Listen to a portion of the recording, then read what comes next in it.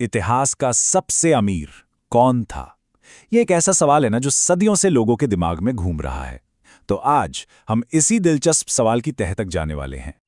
देखिए, जब भी हम दुनिया के सबसे अमीर इंसान के बारे में सोचते हैं तो जाहिर है आज के अरबपतियों के नाम ही दिमाग में आते हैं, है ना? लेकिन क्या कभी सोचा है कि अगर हम पूरे के पूरे मानव इतिहास पर नजर डालें तो सबसे अमीर शख्स कौन था? जवाब आपको चौंका सकता है, सच में। चलिए जरा और गहराई में उतरते हैं।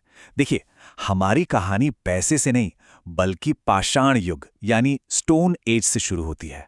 उस टाइम पर दौलत का मतलब सोना चांदी या स्टॉक मार्केट नहीं था। नहीं, दौलत का मतलब था बस जिंदा रहना। मतलब जिसके पास भरपूर खाना, पानी, एक सेफ गुफा और एक मजबूत कबीला होता ना, वही था उस जमाने का सबसे अमीर आदमी। तो अब चलिए समय में थोड़ा आगे बढ़ते हैं और उस दौर में चलते हैं जहां दौलत का हिसाब किताब मतलब रिकॉर्ड रखना शुरू हुआ। ये वो टाइम था जब पैसा, पावर, सब कुछ राजगद्दी और बड़े बड़े साम्राज्यों से जुड़ा था। हमारे पहले दावेदार हैं कांस्य युग यानी ब्रॉन्ज एज के राजा सोलोमन। ये जनाब सिर्फ अपनी समझदारी के लिए ही नहीं बल्कि अपनी बेहिसाब दौलत के लिए भी जाने जाते थे। आज के हिसाब से देखें तो उनकी दौलत का अंदाजा लगभग 2.5 ट्रिलियन डॉलर लगाया जाता है। हाँ, 2.5 ट्रिलियन। लेकिन एक बात याद रखनी बहुत जरूरी है कि ये जो नंबर है ना, ये पुरानी किताबों और कहानियों पर आधारित है, तो इसे 100% सच नहीं मान सकते, है ना? तो सवाल ये है कि इतनी दौलत आई कहाँ से? सोलोमन की कमाई आती थी टैक्स से, बड़े बड़े व्यापार के रास्तों पर कब्जा करने से और उनके राज्य में जो भी नेचुरल रिसोर्सेज थे उनसे। और ये समझना बहुत जरूरी है कि उस जमाने में सिक्के बिक्के नहीं होते थे। ये सारा खेल असली सोने और दूसरी कीमती धातुओं का था। अब चलते हैं लौह युग यानी आयरन एज में। यहां हमारी मुलाकात होती है राजा क्रोएसिस से। इनका नाम तो इतना मशहूर हो गया था कि क्रोएसिस जितना अमीर होना एक कहावत ही बन गई। क्रोएसिस की दौलत सिर्फ टैक्स और नेचुरल रिसोर्सेज से नहीं आई थी। नहीं, उन्होंने कुछ ऐसा किया जिसने पैसे की पूरी दुनिया ही बदल कर रख दी। उन्होंने दुनिया के पहले स्टैंडर्डाइज्ड सोने और चांदी के सिक्के बनवाए। सोचिए, ये एक असली गेम चेंजर था। लेकिन कहते हैं ना, बेहिसाब दौलत के साथ अक्सर घमंड भी आ जाता है। एक भविष्यवाणी हुई कि अगर क्रोएसिस ने फारस पर हमला किया तो वो एक बहुत बड़े साम्राज्य को तबाह कर देंगे। अब उन्होंने तो इसे अपनी जीत का इशारा समझ लिया। लेकिन किस्मत का खेल देखिए, जिस साम्राज्य का विनाश हुआ वो किसी और का नहीं बल्कि उनका अपना ही था।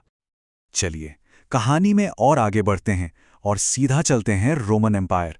यहां हम मिलते हैं ऑगस्टस सीजर से, जिन्हें पावर अपने अडॉप्टेड फादर जूलियस सीजर से विरासत में मिली थी। उनकी टोटल दौलत का अंदाजा आज के हिसाब से करीब 3 ट्रिलियन डॉलर लगाया जाता है। और यहां सबसे मजेदार बात यह है कि उनकी पर्सनल दौलत और राज्य की दौलत में कोई फर्क ही नहीं था। मतलब एक तरह से ऑगस्टस पूरे के पूरे रोमन एम्पायर और उसकी हर एक चीज के मालिक थे।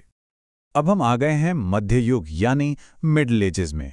यहां हम दो ऐसे लोगों की तुलना करेंगे जो एक दूसरे से बहुत अलग थे, पर दोनों ही अविश्वसनीय रूप से अमीर थे। एक तरफ थे चंगेज खान, जिन्होंने इतिहास का सबसे बड़ा जमीनी साम्राज्य बनाया, पर खुद एक बहुत ही सादा जीवन जीते थे। उनकी दौलत जमीन थी, पावर थी। और दूसरी तरफ थे मंसा मूसा, जिनकी पर्सनल दौलत सोने में थी और वो उसे दिखाने में जरा भी नहीं हिचकिचाते थे। ये फर्क समझना बहुत जरूरी है।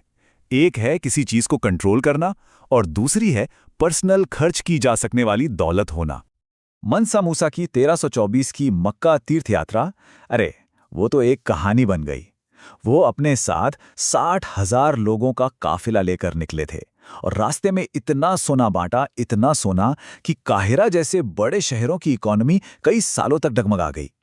इसी एक सफर ने उन्हें पूरी दुनिया में मशहूर कर दिया। अब कहानी में एक नया ट्विस्ट आता है। शुरुआती मॉडर्न दौर में एक नए तरह की दौलत सामने आई। ये वो दौलत थी जो सीधे तौर पर किसी राजा महाराजा से नहीं बल्कि फाइनेंस और बिजनेस से जुड़ी थी। मिलिए जैकब फुगर से। इन्हें फुगर द रिच भी कहा जाता था।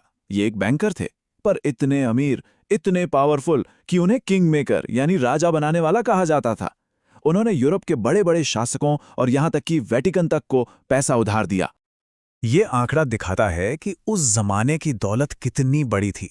जैकब फुगर की पर्सनल दौलत पूरे यूरोप की टोटल जीडीपी का 2% थी, और वहीं अकबर महान का साम्राज्य पूरी दुनिया के जीडीपी का 25% था। सोचिए जरा, ये तो सच में यकीन से परे हैं। चलिए अब एक स्पीड राउंड के लिए तैयार हो जाइए। हम देखने वाले हैं इंडस्ट्रियल रेवोल्यूशन और मॉडर्न दौर में कैसे दौलत का एक तरह से धमाका हुआ। 19वीं सदी में कॉर्नेलियस वैंडरबिल्ट जैसे लोगों ने रेल रोड और जॉन डी रॉकफेलर ने तेल में अपनी मोनोपोली बनाकर अमेरिका के बड़े बड़े उद्योगों को खड़ा किया। उनकी दौलत इन इंडस्ट्रीज को कंट्रोल करने से आई। और आज दौलत का सोर्स ही बदल गया है। अब ये टेक और ग्लोबल फाइनेंस से आता है, जिसकी कमान हम आज के जाने माने अरबपतियों के हाथ में देखते हैं। तो हमारी ये जो यात्रा थी अब अपने आखिरी पड़ाव पर है। चलिए अपने उस पहले सवाल पर वापस लौटते हैं और देखते हैं कि आखिर हम किस नतीजे पर पहुंचते हैं। तो ये है हमारे टॉप दावेदार। ऑगस्टस, जिन्होंने एक पूरे साम्राज्य को कंट्रोल किया। चंगेज खान, जिनकी दौलत उनकी जमीन थी। मनसा मूसा, जो अपने पर्सनल सोने के लिए मशहूर थे। और रॉकफेलर, मॉडर्न जमाने के पहले टाइकून। तो आखिरी सवाल, विजेता कौन है? इसका जवाब उतना सीधा है नहीं जितना लगता है। क्योंकि ये इस बात पर डिपेंड करता है कि हम सबसे अमीर का मतलब क्या निकालते हैं। अगर मतलब है सबसे ज्यादा संपत्ति को कंट्रोल करना, तो विनर है चंगेज खान। अगर मतलब है अपनी दौलत के लिए सबसे ज्यादा मशहूर होना, तो वो है मनसा मूसा।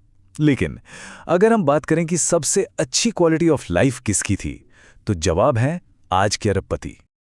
तो अंत में ये सोचने वाला सवाल है, क्या बेहिसाब दौलत का मतलब हमेशा एक बेहतर जिंदगी होता है?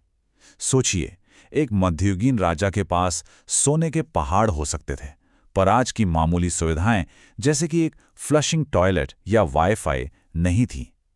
तो फिर असल में अमीर होने का मतलब क्या है? ये एक ऐसा सवाल है जिस पर सोचना तो बनता है।